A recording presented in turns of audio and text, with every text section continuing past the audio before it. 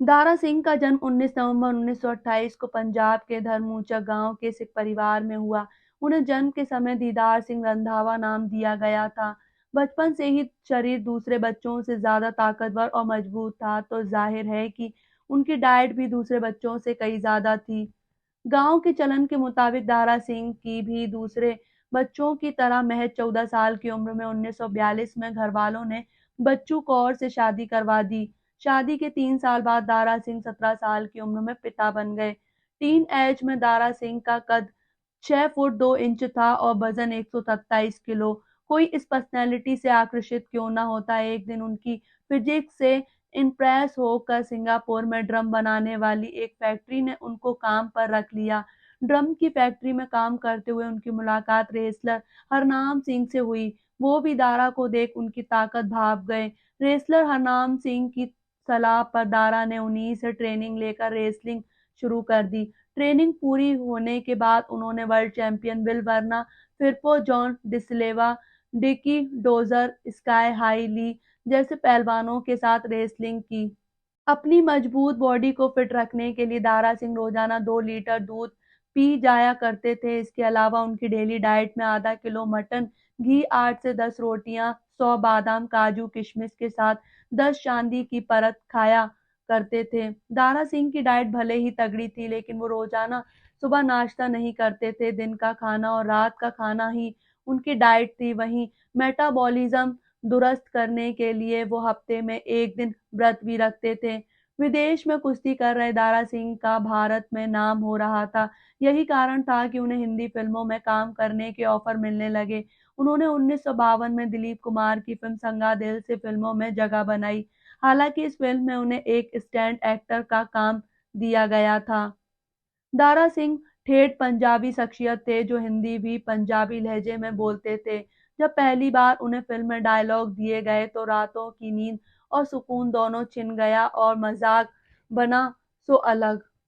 दरअसल दारा सिंह को दिया गया पहला डायलॉग था, छोड़ दो ये क्या कर रहे हो। डायरेक्टर ने एक्शन बोला और दारा ने भारी भरकम आवाज में कहा, छोड़ दो ये क्या कर रहे हो।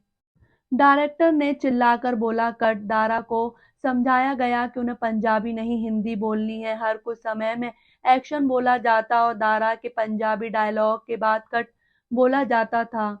आखिरकार डायरेक्टर ने थक कर बोल दिया कि डबिंग के लिए किसी आदमी को बुलाया जाए।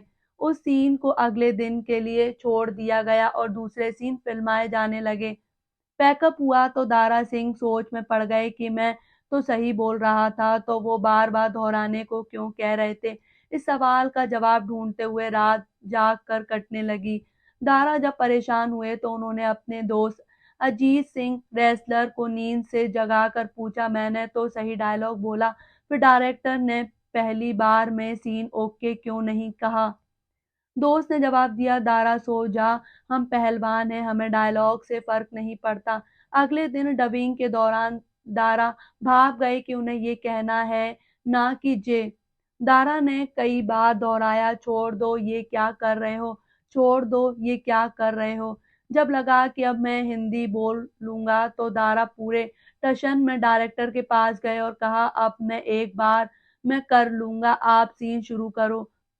डायरेक्टर खुश हुआ और कुछ समय बाद एक्शन आवाज आई। दारा सिंह ने डायलॉग बोला, छोड़ दो ये क्या कर रहे हो। अरे नहीं, मैं सही समय पर हिंदी क्यों नहीं बोलता। दारा ने खुद उम्मीद छोड़ दी और ये लाइन डबिंग आर्टिस्ट ने बोली। ये किस्सा सीमा सोनी ने बायोग्राफी दीदार आका दारा सिंह में शेयर किया है।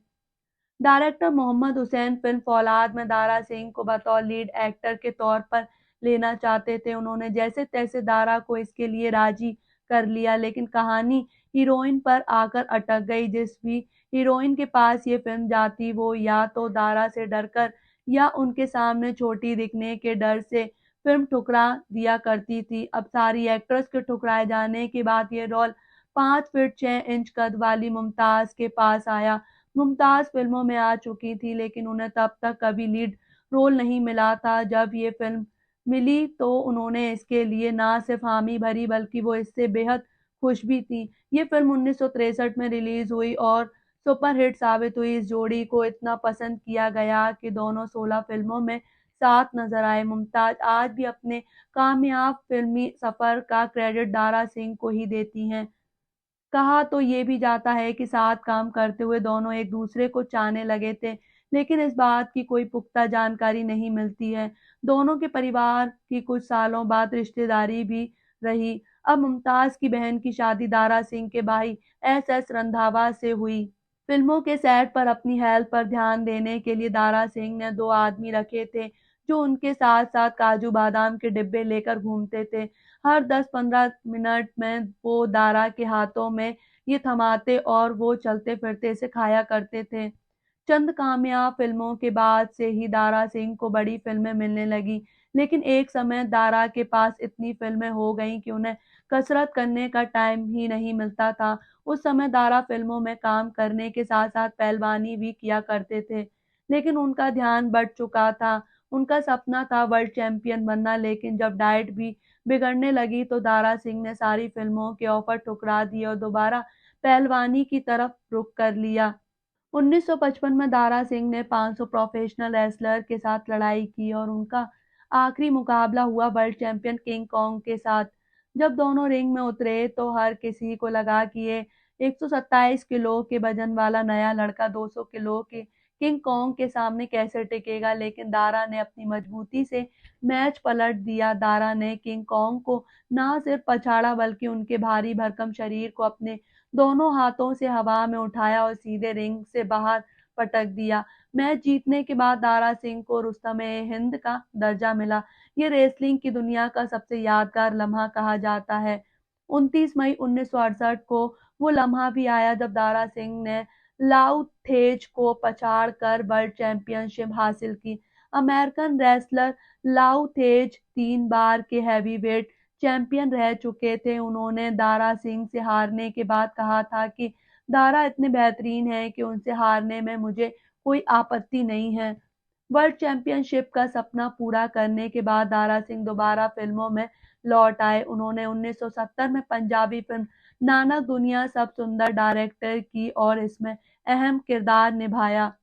अखाड़े में खूंखार दिखने वाला दारा सिंह असल जिंदगी में बेहद नरम दिल के इंसान थे। जब उनसे कभी इंटरव्यू में पूछा जाता था कि क्या आपका कभी किसी से झगड़ा हुआ, तो वो जवाब देते थे कि मेरा शरीर देखकर कोई मुझसे झगड़ने ही नहीं आता था। लेकिन एक बार ऐसा हुआ जब स्कूल के एक लड़के ने बदतमीजी का विरोध करने पर दारा सिंह का गला पकड़ लिया था। दरअसल एक बार दारा सिंह अपनी एक फिल्म की शूटिंग पहाड़ी इलाके में कर रहे थे। फिल्म की हीरोइन निशी कोहली थी। कुछ फैन उनसे मिलने आए, लेकिन कुछ देर में ही वो बदतमीजी पर उतर आए। सब निशी पर भद्दे कमेंट कर रहे थे। स्टाफ के लोगों ने उन्हें स्कूल के लड़कों को समझाने की कोशिश की, लेकिन वो नहीं माने। जब ये बात दारा को पता चली तो उन्होंने खुद उन लड़कों को समझाना चाहा। जैसे ही दारा बात करने पहुंचे तो एक लड़के ने उनका गला पकड़ लिया। फिर क्या था, दारा सिंह थे। उन्होंने सीधे उस लड़के को अपने दोनों हाथों में उठा लिया और उसके दोस्तों की तरफ फेंक दिया, जिससे वो सारे भी गिर गए।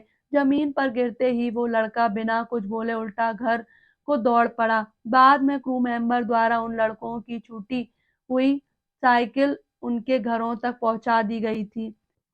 अमिताभ बच्चन का परिवार और राजनीतिक का मशहूर गांधी परिवार एक दूसरे के बेहद करीब थे। पारिवारिक दोस्ती होने पर अमिताभ अक्सर अपने दोस्तों राजीव गांधी और संजय गांधी के साथ कुछ मैच देखने जाया करते थे। एक बार तत्कालीन प्रधानमंत्री जवाहरलाल नेहरू के कहने पर इंदिरा गांधी बेटे संजय, राजीव और उनके दोस्त अमिताभ को लेकर दिल्ली में दारा सिंह का मैच देखने पहुंची। मैच के बाद उन सभी ने दारा सिंह के साथ फोटो खिंचवाई। ये तस्वीर सालों बाद आज भी अमिताभ बच्चन के घर की दीवार पर टंगी है।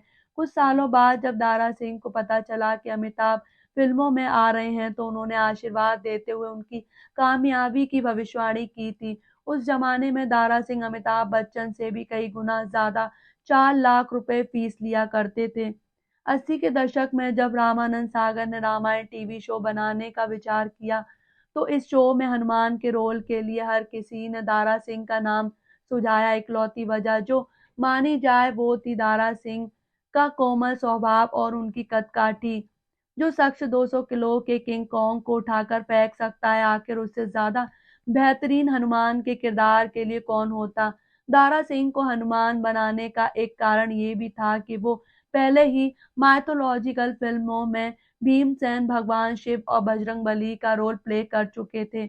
जब रामानंद सागर ने दारा सिंह को कॉल किया और कहा, दारा मैं तुम्हें हनुमान बनाना चाहता हूँ, तो दारा ने जवाब दिया, सागर साहब मैं अब 60 साल का हो चुका हूँ, आप किसी नौजवान लड़के को क्यों नहीं लेते। रामानंद सागर भी अड़ गए और दारा सिंह को रोल के लिए चुन लिया गया। लेकिन सबसे बड़ी दिक्कत तब आई जब शो के ज्यादातर डायलॉग संस्कृत में रखे गए। अब जो दारा सिंह हिंदी में कमजोर थे, वो संस्कृत कैसे बोलते। ऐसे में उनके सभी डायलॉग डबिंग आर्टिस्ट से बुलवाए गए। हनुमान का गेटअप लेने में उन्हें रोजाना 4 घंटे लगते थे। 1986 में रिलीज हुए टीवी शो रामायण में हनुमान बनने से दारा सिंह को ऐसी पॉपुलैरिटी हासिल हुई कि वो जहां भी जाते लोग उन्हें भगवान का दर्जा देकर आशीर्वाद लिया करते थे। वैसे तो दारा सिंह रोजाना आधा किलो मिटन खाया करते थे, लेकिन जब उन्हें हनुमान का रोल मिला तो उन्होंने मांसाहारी खाने का त्याग कर दिया। दारा ने 1961 में सुरजीत कौर से दूसरी शादी की थी, जिससे उन्हें एक बेटा विंदु दारा सिंह। विंदु ने कोई मोई न्यूज वेबसाइट को दिए एक इंटरव्यू में बताया था कि उनके पिता ने नॉन वेज खाना छोड़ दिया था। वो रोजाना सुबह उठकर 1 घंटे तक हनुमान के रोल की प्रैक्टिस किया करते थे। शूटिंग से लौटने के बाद भी दारा सिंह अपना मेकअप नहीं हटाते थे। कई बार तो वो नींद में ही हनुमान के डायलॉग बड़बड़ाने लगते थे। उनकी पत्नी उन्हें जाकर याद दिलाती थी कि वो सेट पर नहीं बल्कि घर पर हैं। दारा सिंह ने 1978 में मोहाली, पंजाब में दारा फिल्म स्टूडियोज की नींव रखी, जहां 1980 से अब तक फिल्में बनती हैं। 1998 में दारा सिंह ने भारतीय जनता पार्टी ज्वाइन की और राज्यसभा के लिए नॉमिनेट होने वाले पहले स्पोर्ट पर्सन बने। वो 2003 से 2009 तक राज्यसभा में रहे। 7 जुलाई 2012 को दारा सिंह को हार्ट अटैक आया। उन्हें तुरंत कोकिलाबेन धीरूभाई अंबानी हॉस्पिटल में भर्ती कराया गया। 2 दिन बाद पता चला कि ब्लड फ्लो कम होने पर उनका ब्रेन डैमेज हो चुका है। 11 जुलाई 2012 को डॉक्टर्स ने ये कहकर उन्हें घर भेज दिया कि अब उनका बचना मुमकिन नहीं है। अगले दिन 12 जुलाई 2012 को दारा सिंह ने परिवार के बीच दम तोड़ दिया था।